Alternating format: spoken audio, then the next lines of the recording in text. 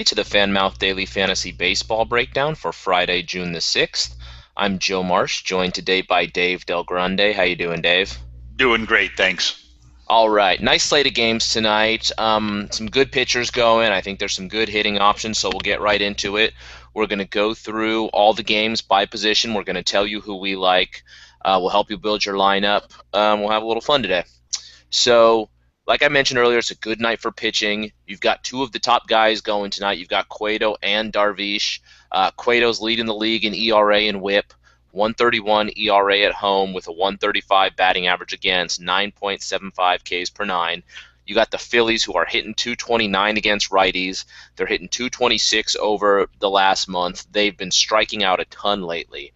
So that all adds up to good stuff for Cueto. And then you've got Darvish, who has made a start coming off his injury, was very good in that start. He struck out 12. He's had at least 9 strikeouts in 4 of his last 5. Second in the league in strikeouts per 9 innings with 10.77, 1.71 ERA at home.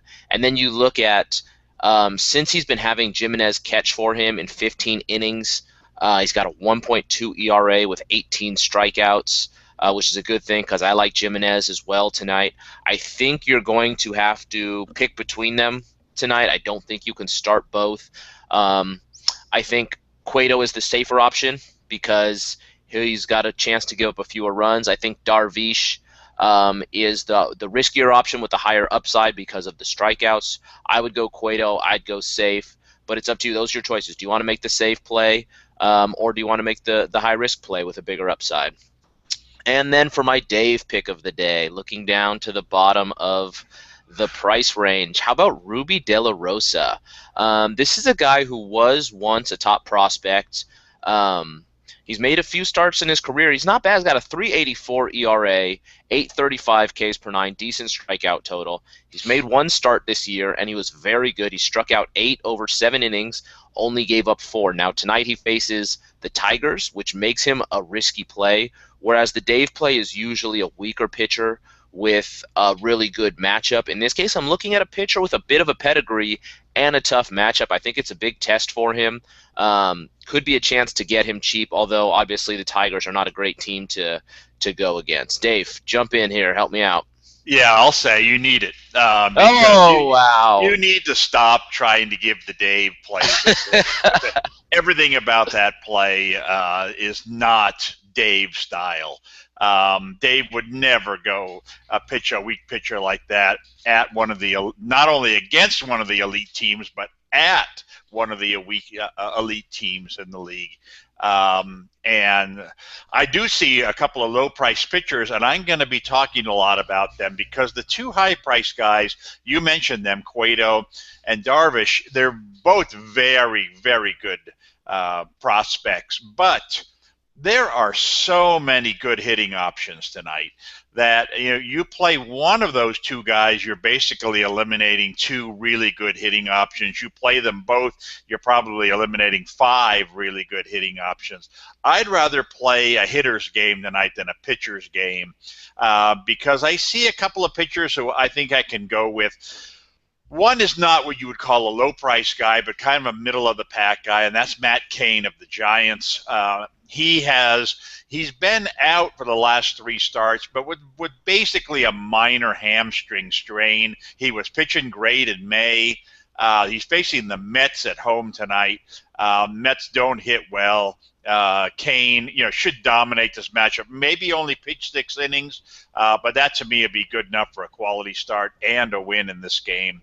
And an even bigger bargain farther down the list is Bedard pitching tonight for Tampa against Seattle. Seattle does not hit lefties well.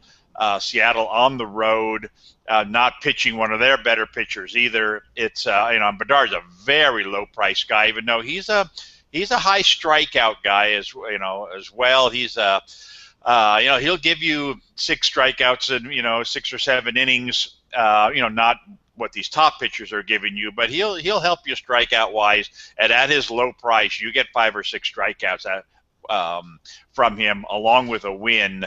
Man, you're going to way more than reach his value. So those are the two pitchers I'm going to go with. I think it's going to open the door for me to have a really stacked lineup tonight, and I feel good about both those situations. All right. I like spending a bit on pitcher today. Dave likes spending a bit on hitters today. We may have to do a head-to-head game and sort out whose strategy is better, although Dave's record against me just isn't very good. It's early. It's early. I smell that head-to-head win coming any month now. All right. Moving over to catcher. What do you got for me? Well, tonight I think the great thing about hitters tonight is that you've got games at Colorado and at Toronto. So you've got the two best hitters parks in baseball going tonight with some good hitting teams playing there. We saw real pinball games go on in the Arizona series against Colorado. Now St. Louis goes to Toronto for what should be high-scoring series. I think that you're going to want to look at these two matchups and play a lot of guys. The problem with the Cardinals is while they have a lot of decent hitters, they don't have really any standouts. And when I look at the Cardinals, I see a lot of guys who are the second or third best options, I think, at their position. So I'm having trouble picking out which ones of them I'm going to go with. Toronto's pitching, Stroman tonight. He's either the weakest or second weakest pitcher going. You've got to get Cardinals in your lineup. Yadier Molina, to me, is someone you should strongly consider at the catcher position. Yeah, that's a good call there. For me, this is the guy that I've been on all week, and he hasn't been in the lineup. Yesterday I was on him again. He was finally in the lineup. I'm talking Jimenez of Texas. He's continuing to fly under the radar. You look, he had 2 more hits last night. He's dirt cheap. He's practically free, as Dave would say. But he's been the guy that Darvish has liked pitching to, so I'm assuming he's going to be in the lineup tonight. You look at, he's got a hit in his last 7 games. He's hitting .424 on the season. Granted, he hasn't had a ton of at-bats, but he's been hitting great, and I trust him for $4,500-$4,800, something like that. I think he's an option that you really need to consider if you're looking to go low priced at the catcher position. Moving over to first base. What do you think? I didn't see a ton that I like as much as I usually do. What are you thinking over at first base? Well, there's an interesting matchup tonight, the A's game at Baltimore.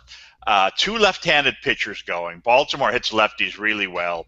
The A's, of course, kind of hit everybody well. But what's odd about the Baltimore pitcher is, Baltimore pitcher Chen, who's not very good. Chen has a .383 batting average against left-handed hitters. The A's are not the type of team that's going to bat a lot of lefties against a left-handed pitcher, but the way Moss has been hitting and given those splits, I consider him to be the top choice at first base. He has homered in 3 of his last 4 games. And then Chen as well has a .272 average against with 7 homers already against right-handed hitters. So I think you can even make a case to play blanks, at first base, depending upon who the A's play there. I'm guessing they're going to try to get them both in the lineup in this particular matchup. But I would certainly want to choose one of the two. Hope that Moss is playing. That's the option I'd rather go with, the hotter hitter, and that's the weaker side, for as far as Chen goes. So I'm going to go for now. I'm going to go with Moss as my top first base play.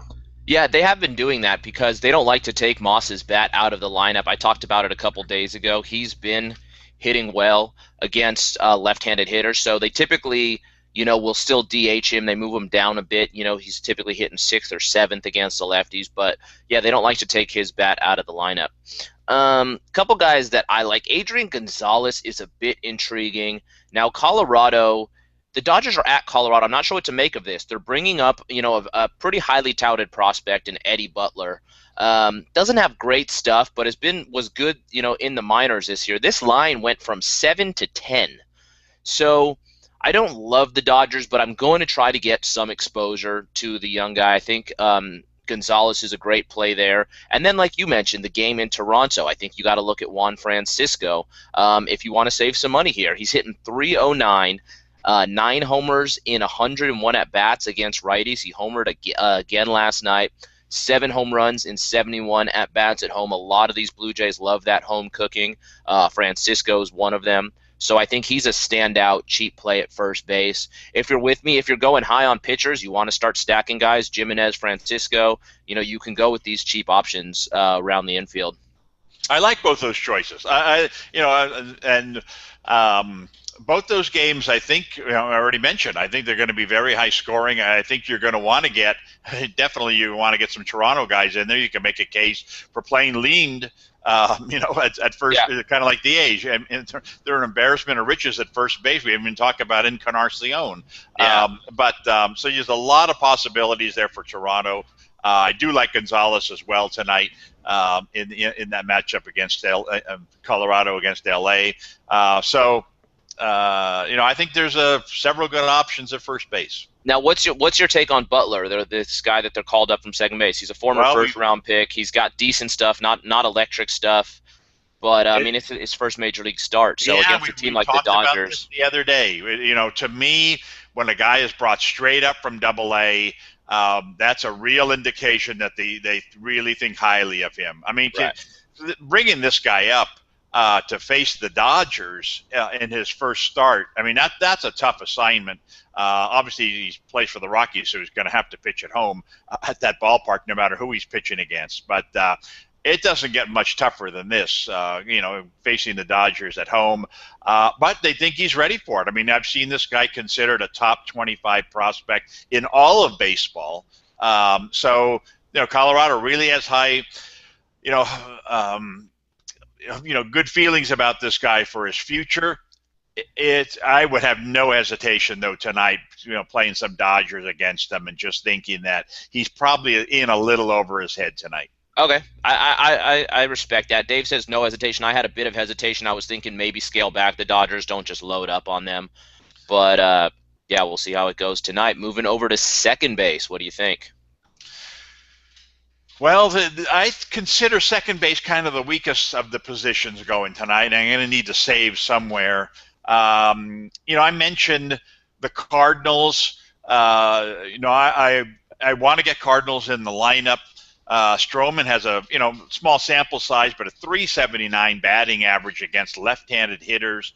Colton Wong is not an elite player by any means, but we just saw in this series when Arizona went into Colorado, it didn't take Paul Goldschmidt to have the monster numbers in that series. Pretty much everybody on the Arizona team put up big numbers, and I think that could be the case here for the Cardinals tonight at Toronto against a weak pitcher. You could see them scoring, 8, 9, even 10 runs in this game with a lot of guys contributing a little. So get a lower price guy like Wong in your lineup just to get some exposure to the Cardinals. To me, is a nice, nice cheap bargain price.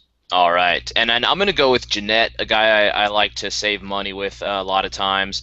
I think the Brewers are a nice play today, in addition to the teams you mentioned against Compton. 312 batting average against this season for Compton. You look at Jeanette's been hitting well, 8 hits and 4 runs in his last 5 games. I will caution to check the lineup because they move him around a lot. Last night he was hitting 7th. I wouldn't like him too much if he's down near the bottom, but if they sometimes use him in the 2-hole right in front of Braun and Gomez, and they have Ramirez back. So see how the lineup is set up. If he's up there, I think he's a solid play. And then, did you have something to add? Well, no. We're 3 positions into it, and already we're talking about how many great matchups there are tonight. And this is exactly what I was talking about when we were talking about the pitchers. We'd like to get Blue Jays and Cardinals going tonight. We'd like to get some Dodgers and Rockies going tonight. We talked about what a great matchup Milwaukee's got going. The A's have going. Baltimore against a lefty. We haven't even started talking about the Giants against a weak left-handed pitcher going tonight. The Red Sox tonight are facing a left-handed pitcher who gives up a lot of home runs.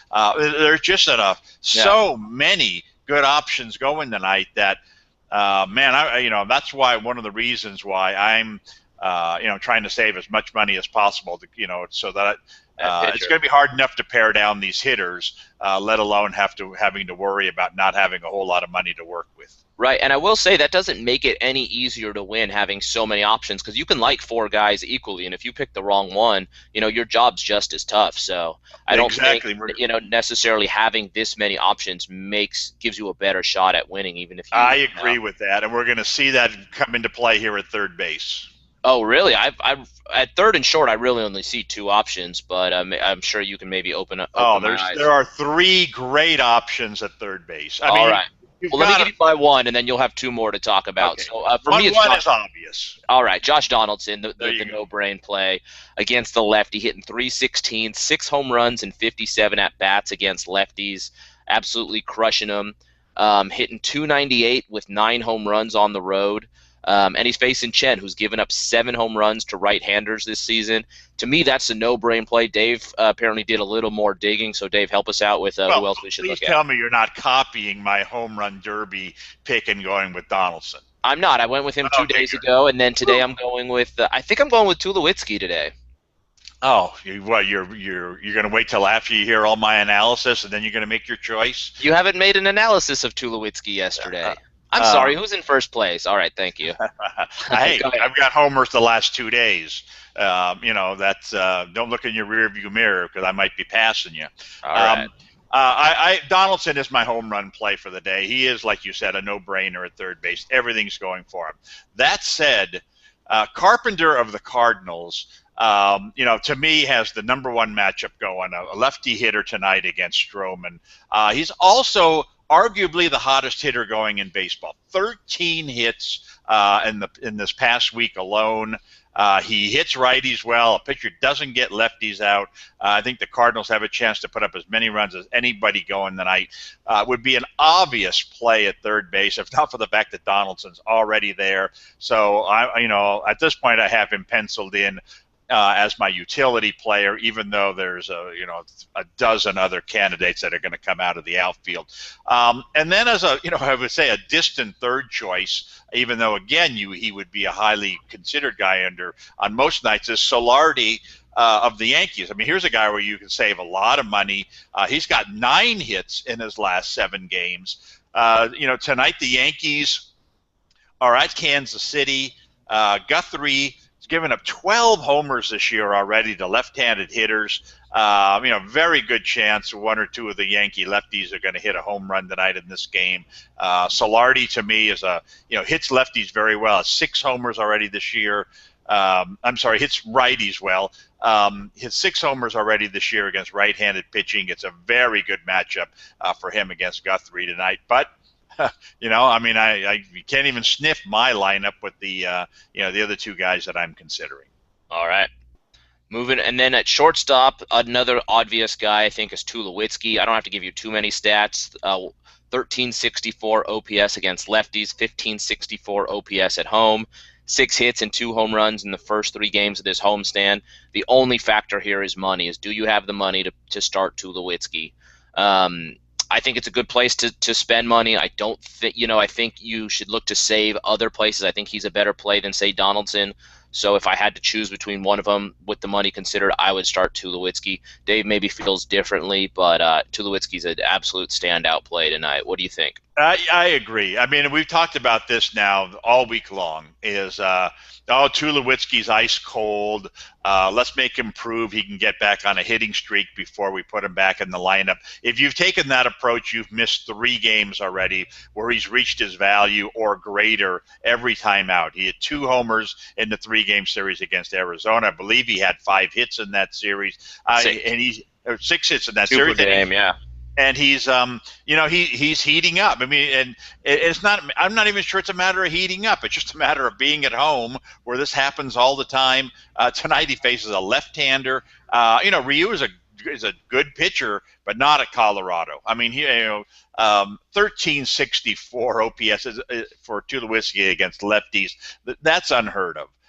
He's someone who you absolutely have to have in the lineup. Again, here I have a good second choice, I think, but someone I can't even consider. And that's, Bogarts of the Red Sox. Smiley of Detroit has a 300 average and 7 home runs against right-handed hitters. He's one of these lefties, your traditional lefties. He gets lefties out. He doesn't get righties out. You want to play a righty, a Boston righty or two against them. I didn't mention Pedroia at second base because he's one of the high-priced guys. Bogarts at shortstop is not a real high-priced guy and has 8 hits in his last 6 games. Does hit left-handers very well and against a lefty that gives up a lot of power. So I think that kind of like Solardi at third base, and you mentioned this earlier, man, it's not a good thing to have too many options because it drives you crazy. Yeah. Most days I could easily see playing Solardi and Bogarts as the left side of my infield and feeling really good about it. And tonight, I just don't see any way I can put them in the lineup.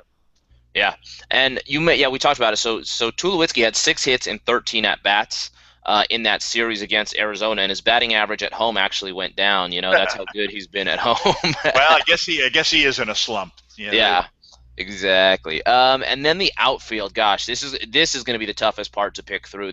I went through this so many times. There's so many good options, and again, this is where your team is going to be, made or broken. I think Ellsbury's a real standout today. 18 hits in his last 12 games. Over that span, he has 7 runs and 7 stolen bases. That's tons of ways to get you points. 435 batting average in 46 career at-bats against Guthrie, who's bad against left-handers. You mentioned it. He serves up a lot of home runs today. He's a solid play. You got Adam Jones, who I think has been a little overlooked because Nelson Cruz has been so great. But he's got 22 hits over his last 14 games, hitting .456 this season against lefties. I think he's a standout play. I like Ryan Braun. 7 of his 9 home runs this year have come against righties. 7 have come on the road. And I didn't talk about Compton too much before, but he was beaten up pretty bad in his last start. His stats aren't terrible because he pitched well against the Mets and Cincinnati, a couple weak teams. But when he's faced, good offenses, Baltimore and the Dodgers, he was beaten up. I think he's going to have a lot of trouble with the Brewers today. I think you can get them in, wherever you can. So that's my 3 high-price guys. And then, of course, there's plenty of guys that aren't on there. Bautista's a great play. Upton is a good play. I mean, there's so many guys tonight to consider. And then if you need to go to the lower price, there's a couple good options. Chris Davis, I think, is a cheap way to get exposure to a Brewers outfielder. He's been good against righties. He's been good on the road as well. I think he's a good play. And then Jason Hayward, I think, is a great time to get him right now. He's got 13 hits over his last 9 games, 7 runs and 6 RBIs during that span. Hits better against righties. And then we barely talked about the Braves, who are facing Brandon McCarthy, who's got a .536 ERA this year at home, giving up a .315 batting average to lefties, serves up a lot of home runs. God, so many teams. That's another team I think you can get exposure to. The Braves don't have a ton of great hitters, so yeah, I wouldn't go crazy with them, but that's another bad pitcher going tonight. Dave, what else do you have in the outfield? Well, I mean, there's plenty. We could be here all day talking about outfield. Several more good options. I do agree that you're going to want at least one of the Milwaukee outfielders going, and whether it's Gomez or Braun, we kind of debated that last night. I like Braun. You like Gomez. You were right.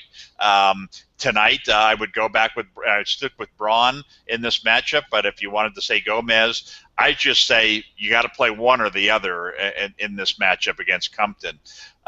Then you got Puig, playing tonight at Colorado. As I said, you want to get some Dodgers in your lineup. He's probably, their best offensive option. We don't have any splits, for this new guy pitching for Colorado, so I'll just go with the Dodgers' best guy and say that he's going to be a real good outfield play. And then, you talked about Adam Jones of the Orioles. I got to talk about Nelson Cruz of the Orioles. He might be in one of these Tulowitzki slumps, meaning he hasn't gotten a hit in a game or two, but still he crushes left-handed pitching. And this is a real good matchup for Baltimore. So against Malone of the A's, a lefty. So again, whether it's Jones or whether it's Cruz, I think you should get one of those guys in your lineup. So to go with, in my opinion, Braun and Cruz, along with Puig, that's a monster outfield. It's very expensive, but one of the reasons why I'm trying to save at pitcher. Now, if I were looking to save a little money in the outfield, I would recommend one of the Cardinals. I've talked about a couple of Cardinals already, and now there's a couple they have in the outfield. Tavares, the new guy, and Jay, who's more of a consistent hitter. Again, if you using the Arizona principle of the games they just played at Colorado, it was some of their some Peralta and Parra and some of these somewhat lesser guys, Montero, put up monster numbers. You didn't need it to be Goldschmidt, and in this case, you don't need it to be Holiday or one of their, or even maybe Molina. When could be Wong tonight. It's probably going to be Carpenter, as I mentioned. But Tavares and Jay in the outfield are lower priced guys who I think have a lot of potential in this game. So that might be a way to save. All right, I like that a lot. Yeah, we kind of talked about having a lot of options, and it's the same like you sort of touched on with the teammates. It's like I know between Braun and Gomez and Jones and Cruz, one's going to have a good game at least. It's do I pick the right one? It makes that's part of the challenge of what we're doing here. Is trying to find which guy. So you may have it narrowed down very much and still have a bit of bad luck there.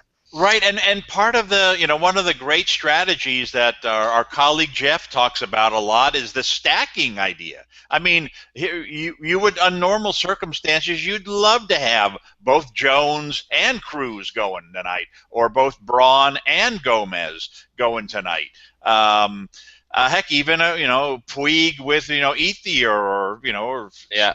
Adrian Gonzalez, or another, one of the big Dodger hitters. But with all the options, right, it's hard. Yeah, it's like I want to get, I want to stack. I want to get a lot of guys in certain games, but I want to get exposure to a lot of games with all the weak pitchers going. So it's a tough night. I think you may have a good lineup and still not get it done tonight. I think it's going to take a lot of points to win this evening. But I would say the one positive about this is that you really don't have to worry about having the same lineup as your opponent. I mean, there's so many good options that you could say, man, I've got the three best outfielders going tonight. I got Braun, and I've got Puig, and I've got who's my third Cruz. And I think, man, the other guy's going to have same three guys. They're all great. And the other guy comes back just like you have, and you say, well, you know what? I'd rather have Jones and Gomez and Bautista, or whoever else. I mean, there could be very little in common between the lineups tonight, and that's a good thing. Then it really becomes what this the daily fantasy game is all about, which is my best guys against your best guys. It's almost more like the traditional fantasy game where only one participant has each player. You don't have any duplication, and then that's where the real challenge comes in. Maybe common points though. If your guy drives my guy in, with points for that. Yeah, so. There you go. All right, that wraps it up. We'll go ahead and give you a final word. Pitching, obviously, Cueto and Darvish. I think you should start one. Again, Cueto safer, Darvish more upside, whatever you choose. De La Rosa, I'm a bit of a gambler. That's fine. I like to make risky plays sometimes. It may bite me, but I'm rolling with it. And then Jimenez, I think, like I've done with other guys in the past, like Jeanette, when they and Owings, just riding them from when nobody was on them and they're dirt cheap. And he's going to remain cheap because he's a platoon. If you see him in the lineup in a good spot in the order, I think for right now, as long as he's hitting the way he's hitting, you can plug him in your lineup. Juan Francisco and Jeanette are good places to spend on the infield. It's going to be tough if I have to, choose between the rest of the guys. Donaldson, Tulowitzki, and those top outfielders are all great plays. It's just a matter of money. Can you afford them all? How are you going to build your lineup tonight? So, like I said, Donaldson, Tulowitzki, Braun, Ellsbury, Adam Jones, all great plays. But if you want to get a nice, a really good pitcher in there, or a high priced and a mid range, maybe a Dallas Keuchel to pair with one of those guys, it's going to make it tough to get all the bats that you want. Dave, final word. Oh, I agree with what you said there. I think that, to me, Donaldson and Tulowitzki are two hitters that definitely have to be in the lineup. We've talked about a lot of outfielders, and one person might say Cruz, one person might say Adam Jones, one person might say Braun, one person might say Gomez. I mean, it's going to be a tough decision among a lot of the outfielders. So I would definitely get Tulowitzki and Donaldson in the lineup, and then make those decisions later on. One good thing about having a lot of options, or what I would consider tonight a lot of high-scoring games, is that you don't necessarily have to play the star players in these games. I mean, if you just said to yourself, all right, look, I'm going to play a couple of Cardinals tonight, and I'm going to play a couple of Brewers tonight, and I'm going to play a couple of Dodgers tonight, and then went out and looked at their lineups and stayed away from maybe the top 3 or 4 high-priced guys, but went for cheaper options, especially with the Cardinals. The Cardinals, I've mentioned 4 of these guys already, with Carpenter and Wong and Taveras and Jay. I mean, I think you could play any 2 of those guys, save a bunch of money, and still get exposure to a game, again, where I think they're going to score 8 or 9 runs, and you're going to have yourself a situation where, again, I go back to the Arizona-Colorado series that just ended, and how many, all 3 days I kicked myself saying, wow, why didn't I put more Arizona guys in there? They were so obvious. And that's where I think this Cardinals series against the Blue Jays could be headed down that same road. So that's certainly a matchup you're going to want to pay a lot of attention to. Yeah, I agree with that, especially like guys like Chris Davis and Jeanette that I like today.